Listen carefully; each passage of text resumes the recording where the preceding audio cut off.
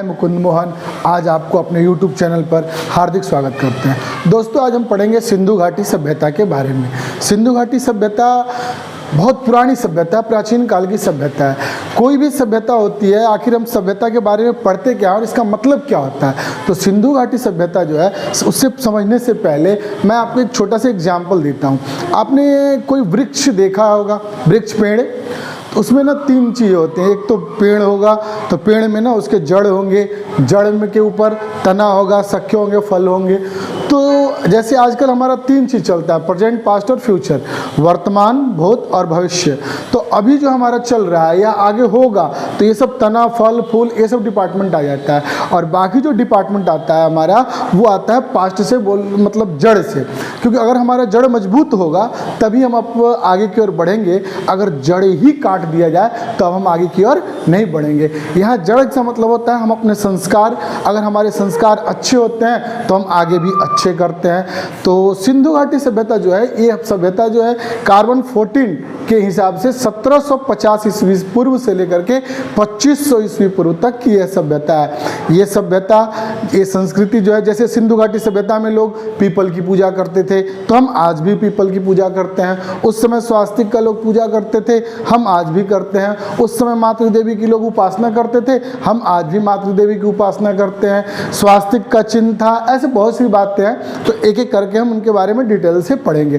तो जो सिंधु घाटी सभ्यता है, इसको हम हड़प्पा सभ्यता भी बोलते हैं या हड़प्पा संस्कृति भी कहा जाता है। इस सभ्यता को प्राग ऐतिहासिक अथवा कांस्य युगीन सभ्यता कहा जाता है। सिंधु घाटी सभ्यता को उस समय कांस्य का धातु ज़्यादा आवश्यकता होती थी, तो इसको हम कांस्य युगीन सभ्यता भी कहते थे। सिंधु घाटी सभ्यता में तांबा, लोहा नहीं था। कभी कभी क्वेश्चन ये पूछ दिया जाता है कि निम्न में से कौन सी धातु सिंधु घाटी सभ्यता में नहीं पाई जाती थी, तो उसका आंसर होता है लोहा। इसे कांस्य युगीन सभ्यता भी कहा जाता है। इसमें पहला जो पॉइंट है हमारा हड़प्पा।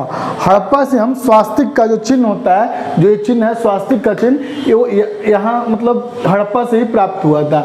यहाँ से प्राप्त मोहरों पर सबसे अधिक अंकन एक श्रृंगी पशु का है, जिसको हम कुब्बड़ वाला पशु भी कहते हैं, सांड यानी वृषभ।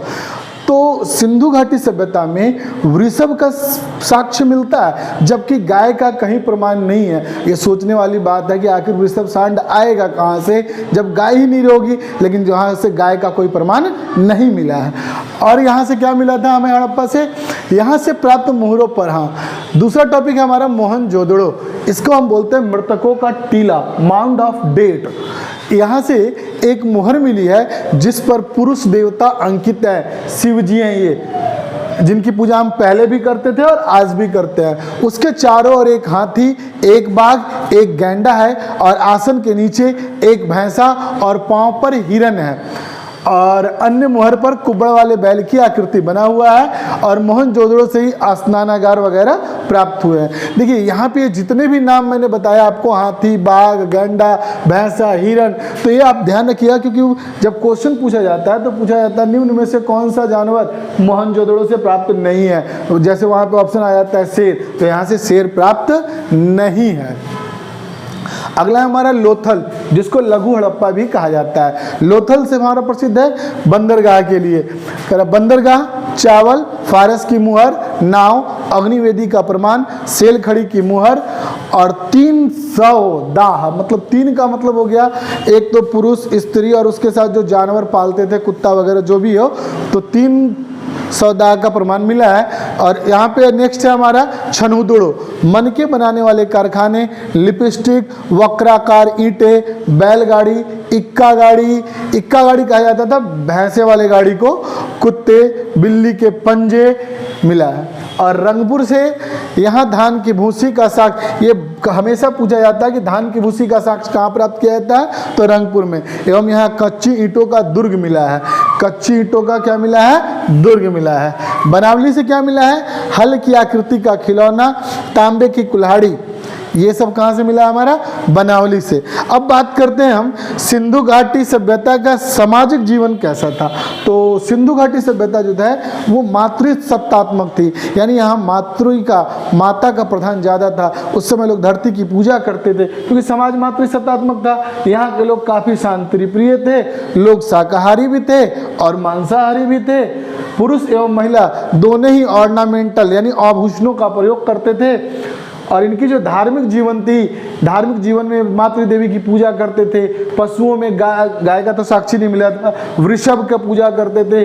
पक्षियों में फाख्ता की पूजा करते थे और वृक्ष में पीपल का करते थे। और यहाँ पे आपको अग्निकुंड जो मिला था वो लोथल एवं कालीबंगन से मिला था और मोहनजोदड़ो से नर्तकी एवं कांस्य की मूर्ति प्राप्त हुई थी। सिंधु सभ्यता के लोग मूर्ति पूजक थे।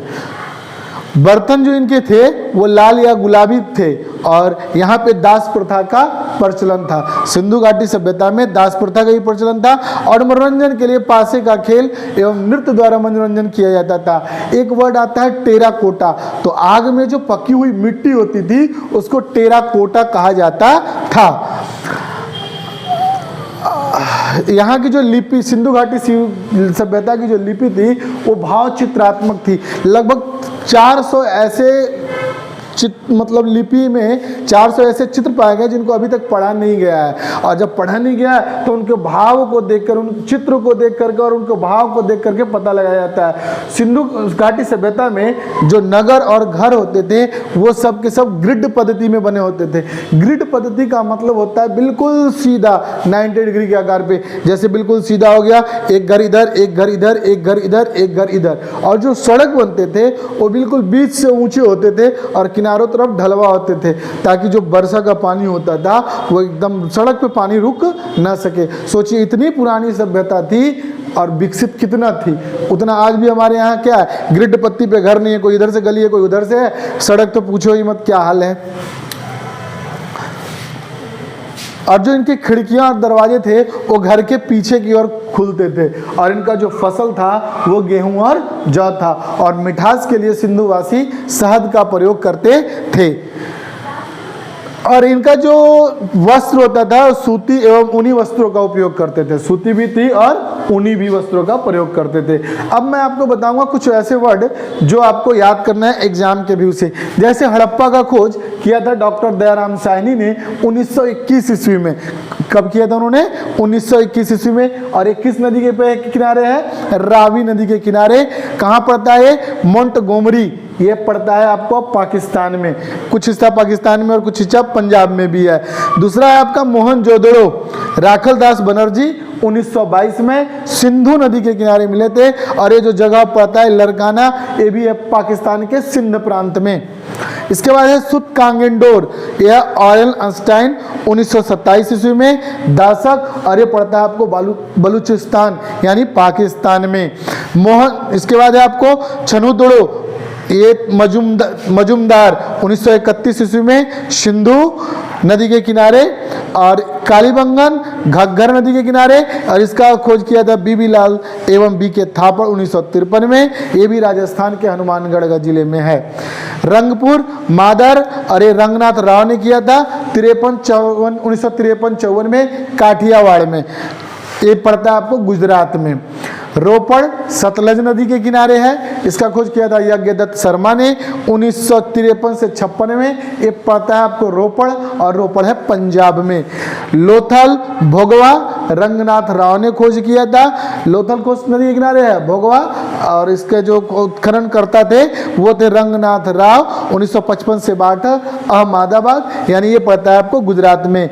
आलिमगीरपुर यह है हिंडन यज्ञदत्त शर्मा के द्वारा, और इसका उत्खनन करता है 1958 में। यह है मेरठ उत्तर प्रदेश में। ऐसे तो बहुत सारे टॉपिक है इसमें आपको पढ़ने वाले सिंधु घाटी सभ्यता में, लेकिन मैं आपको उतना ही बताया हूँ जितना आपको एग्जाम में से रिलेटेड क्वेश्चन आपके लिए इंपॉर्टेंट है। यूँ तो सिलेबस बहुत काफ़ी बड़ा है सिंधु घाटी सभ्यता का, लेकिन पूछने वाला जैसे पूछ देता है आपसे टेराकोटा क्या होता है, तो मिट्टी से पके बर्तन को हम कहते हैं टेराकोटा। सिंधु घाटी सभ्यता की मुख्य फसलें क्या थी, तो गेहूं और जौ। मिठास के लिए क्या प्रयोग करते थे, शहद। जो घर था और सड़क था वो किस पद्धति में बनाई गई थी, तो ग्रिड पद्धति में। मतलब मेन काफी इंपॉर्टेंट क्वेश्चन। जैसे आपको हड़प्पा किस नदी के किनारे था, तो ये था आपको रावी नदी के किनारे। ऐसे करके इसमें सारे इंपॉर्टेंट टॉपिक मैंने आपको कवर कर दिया है। अगर आपको अच्छा लगे तो लाइक करें और इसे शेयर करें। Thank you.